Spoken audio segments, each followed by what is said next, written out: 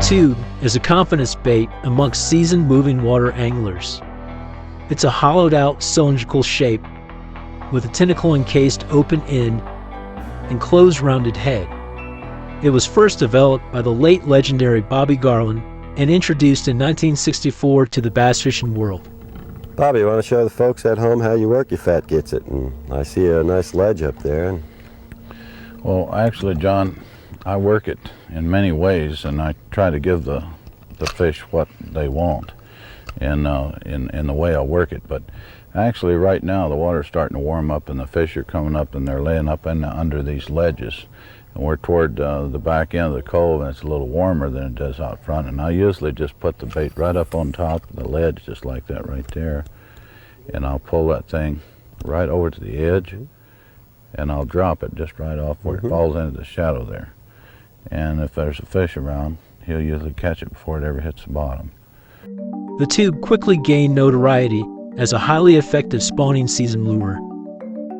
It wouldn't be until 1997 that the bait would gain popularity as a shallow water finesse bait, as Doug Garrett of Arkansas won the Mega Bucks tournament using a 3.5-inch tube and shallow water habitats. Just insert it about in 1/4 of the front of the tube,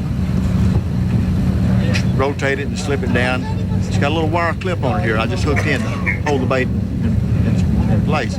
Now all you gotta do is come back and do it just like you would a worm. Bring the point through and embed it back through, just kind of skin it where you've got your bait, where it hangs straight just like a worm.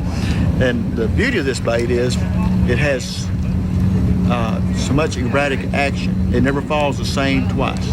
Its unique rigging style gives the lure an erratic fall that bass have a hard time resisting. The tube replicates bait fish and crawdads. A quick hop of the bait and the tube jig rigged at a 60-degree angle gives the bait a side-to-side erratic descent. Slowly dragged or jigged in front of a rock, and the tube becomes a wandering crawl on the creek bed floor. There's multiple ways to use this lure, and there are also multiple ways to rig it. The original rigging was on a tube jig, a simple J hook with an oblong lead head and an eye tie bent at a 45-degree angle. The jig is designed to go inside the hollowed-out body, and the eye tie protrudes out the side of the bait, allowing the unique action of this classic rig. The more popular rigging with modern anglers is the stupid rig, or simply the stupid tube. This rigging takes a little more practice and also a different hook altogether. The stupid tube is a rigging that makes a lure less susceptible to snagging on rocks and when worked in heavy structure like log jams, where the tube is most famous for success. The hook for a stupid tube setup is called a weighted EWG tube jig with a 60-degree line tie head. You'll start by inserting the hook in first through the hollow body, and then push the hook point through at the desired spot, bringing the eye tie to the top of the bait. You will then bring the hook point through the bottom to exposing the hook and pushing the eye tie through.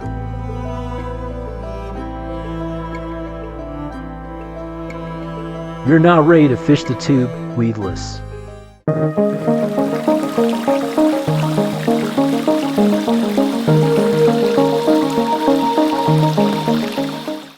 A medium power rod paired with a spin cast reel and 8-pound line is the perfect combination for fishing the tube in small water applications.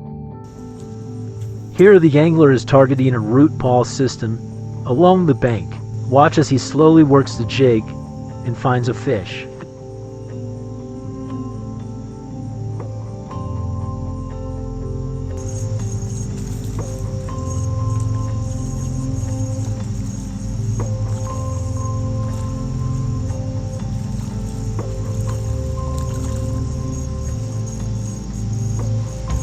It's a beautiful northern smallmouth bass.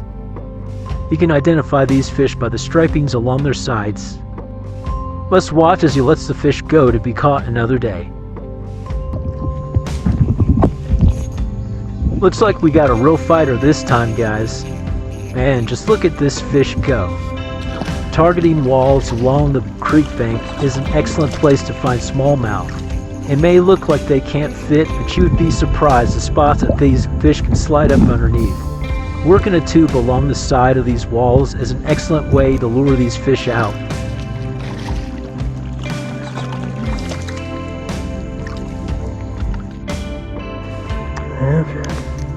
Just move slowly, guys. Take your time, focus on the rocks, focus on the rock stacks.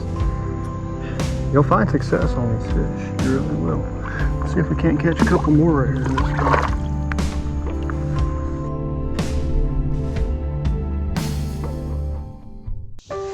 Our anglers have come across a log jam There's like 10 and almost immediately start to notice fish coming in and out of it. Our angler makes a cast to the far end of it as he makes his way to the bank as not to be seen or heard by the fish. But this log jam's got about 30 smallmouth. As he makes his way across the side, a smallmouth bass happens to come across and sucks up the tube. Oh, there. As he reels in the slack, he notices the fish is on the line. I just put this reel on. I have not set the drag yet. Never even felt him, man. There we go. It's another beautiful smallmouth bass. Log jams are great places to find bass, and the tube is highly effective in those areas, even when left still on the creek bed floor.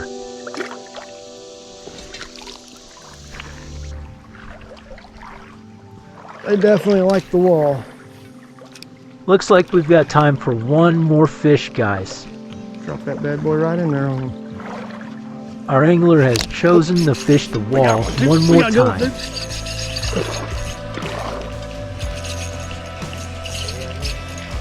It's a real good one. It sure is putting up a good fight. A lot better than what we caught this morning. Oh, it looks like he's got a good fish. There we go, guys. There we go. Probably a 16-incher almost. Skinny, but look how long he is. He come right off that wall. Looks like he's absolutely starving. You got plastic stuck in you or something, dude, or are you just an old fish? Look at that. I bet he's like every bit of 15 inches, dude, but look how scrawny. He's so thin. It looks like our anglers found what they were looking for today, just following the basic rules of the tube. So remember, guys, work the tube anywhere that bait fish and crawfish congregate, and you're sure to find success in your local creek and river systems. This has been Puddle Walkers Outdoors. Thank you for watching.